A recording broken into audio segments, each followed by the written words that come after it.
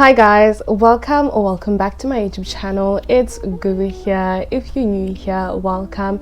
If you are a regular subscriber, thank you so much for being here, and I hope that you guys do enjoy this video.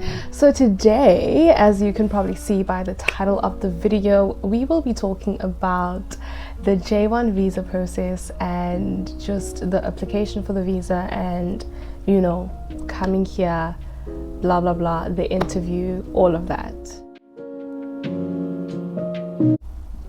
I get a lot of questions on my Instagram about this, and I just want to help you understand that if you're looking to immigrate to the US or to move here permanently, if you're planning to move here permanently legally, right, J1 visa is not really the way to do it, right? It's not really the way to do it because the J1 only allows you to be here for a year technically, right? I don't really know how they make it work agency wise when you opt to do 2 years of au pairing, or even some people go on to 3 years. Like, I don't know how people do that, because technically according to the guidelines it says that J1 is for 1 year. It's an exchange program, it's an exchange visa, but I guess when you have the authorized people doing it on your behalf, everything works, everything makes sense. Bottom line is, if you're curious about how to come to the US permanently, how to come here and stay, J1 visa is not for you. That's the answer, unfortunately, and I can't help you in any way or find a sponsor. Like, it really doesn't work like that. Like, you can't be sponsored for a J1 visa. You just apply and you come here, and if you're accepted, you're accepted. If you're not, you're not, and it's temporary. Like, that's the highlighted word, it's temporary. If you want to come and live here legally legally, I just want to highlight legally, then J1 visa is not the way to do it, okay? So when it comes to the J1 visa, and especially in regards to the au pair program, you have to apply for it only after you've gotten your confirmation for a family. So once you've matched with the family, then comes time for you to apply for a J1 visa interview, right? At that point, the agency doesn't really do much. Like, here's the thing, the agency will call you and they will prep you with some answers, questions and answers, and it's not the same across the board. It's not the same across each agent, as in the person you speak to directly before you come into the US, not your LCC, the person who you contact before you move to the US. So it's not the same according to how they do things or what they do. Like, it's gonna vary. The agent will try and prep you with questions and answers depending on the agency, depending on the agent. They have these things on their websites as well. They will send you like information preparing for your J1 visa, information that you should know, and then from then on it's really up to you. Booking the appointment, that's on you. Paying for the visa, that's on you. I can't remember how much it is, but it's normally a fixed amount. It's a fixed standard amount for the visa. You don't pay it in different amounts according to the agency, and so that's why I always just feel like it's a scam when the agencies tell you that they're gonna do everything for you, and that everything is included in the amount, because the visa is never included, because you do that on your own. You apply for that on your own. It's your own personal information, it's your fingerprints, it's your biogenetic information, everything. It's you. So if anything happens, anything goes wrong, it's on you. Like, yeah. So anyways, it's normally a fixed amount to apply for a visa, normally about, I can't remember how much it was. I think it was $160, but it's always put in dollars, so it will vary according to how strong or weak the rand is. The price itself doesn't change, but the price in rands will change. So if the rand is stronger on the day that you decide to book for your visa appointment, then it will be a lesser amount. If the rand is weaker, then you will obviously pay more for your visa appointment. And again, highlighting that payment part, you're paying for the appointment. You're not paying for the visa. They could reject you after you have paid and have gone to the interview, right? So, but honestly, the chances of you getting rejected are so low. Like, they are so low. From then on, you go on the website yourself, on the US Embassy website, and you go and book an appointment. Now, appointment wise, it is the Hunger Games. It is the Hunger Games.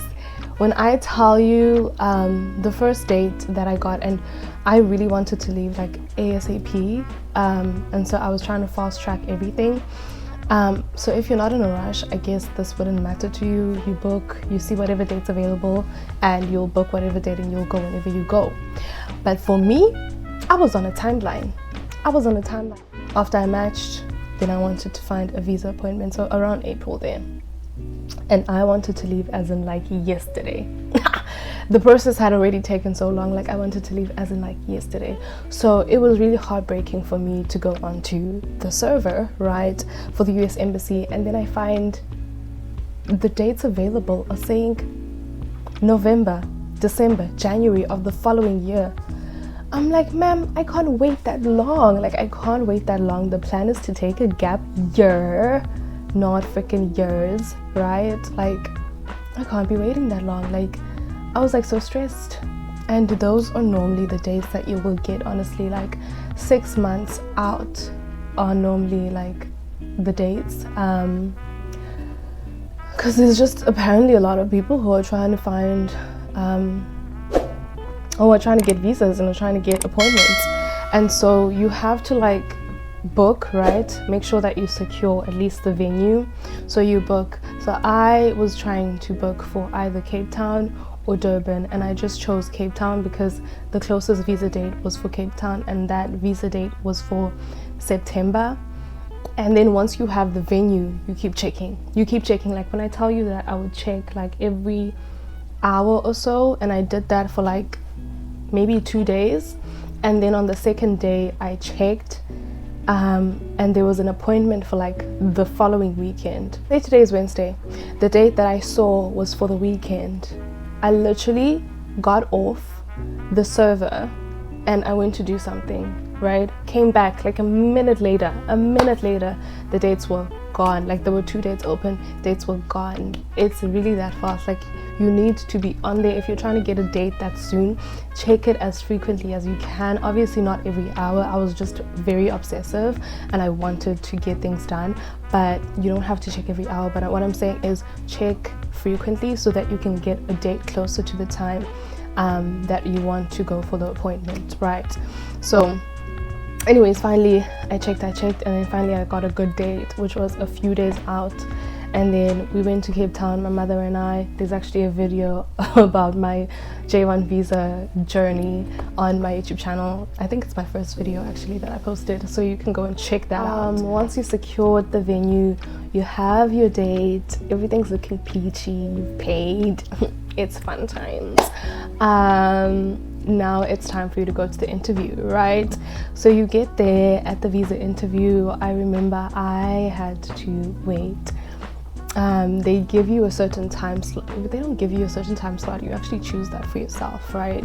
So you choose the time slot in which you want to be interviewed, and then you go there at that time. I advise that you go there earlier or at the latest on time, but normally they're going to be running late. They are going to be running quite behind. I mean, yeah, but it's actually quite efficient. They ran behind by like 10 minutes, but they were moving, like people were moving, and the appointment times are pretty close together. So it was like 12:15, 12:30. 1:15, 1:30, but those appointment times are just to get you there on time, I think, because once you get inside, it doesn't really matter. Like, there's people waiting. You see the people who went in before you for 12:15 and you were 12:30, then you finally go in and the people are still sitting there.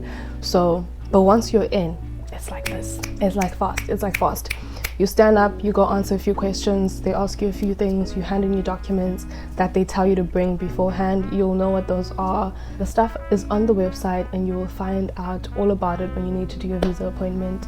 Like, yeah, I'm just giving you a rough outline here, folks. Listen, can't do everything for you, okay?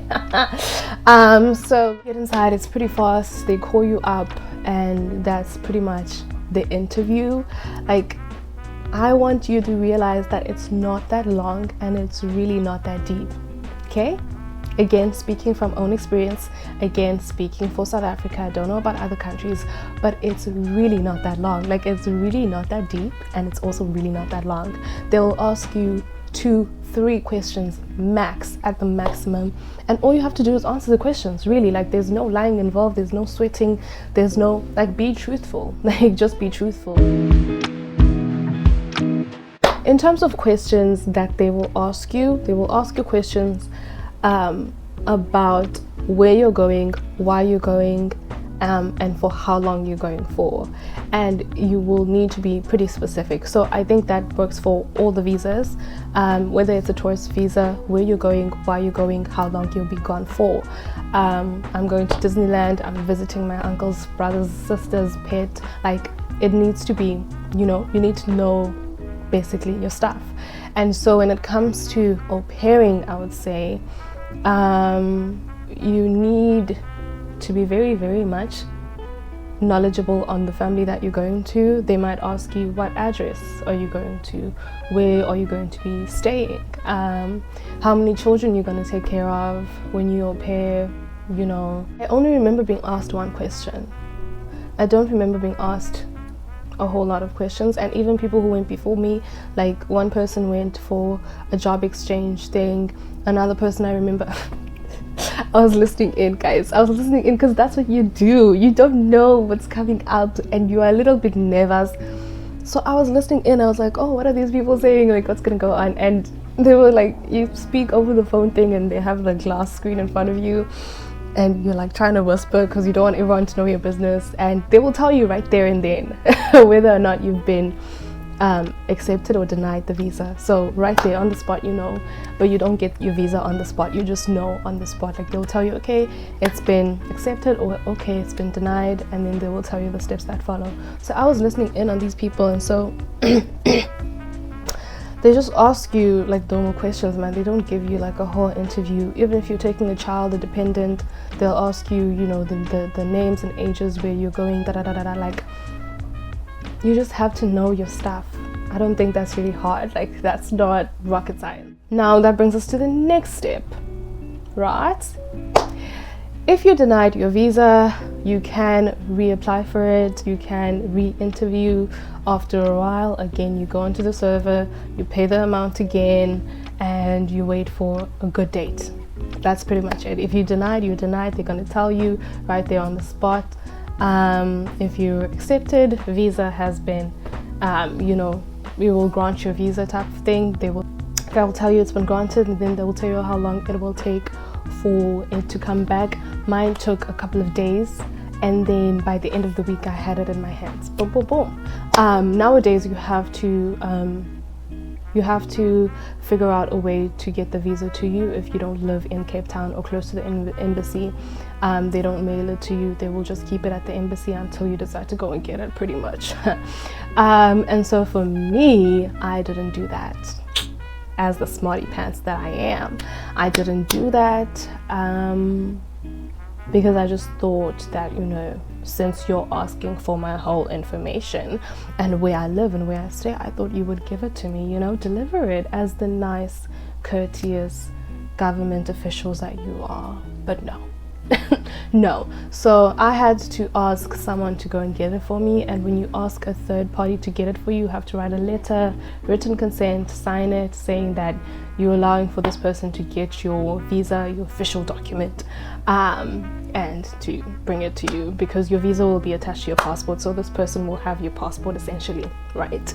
Yeah, you leave your passport there when your visa is granted, so you leave it there, and then they're gonna bloop, visa on the passport, and then the passport with the visa inside is going to come back to you. Understood? Right.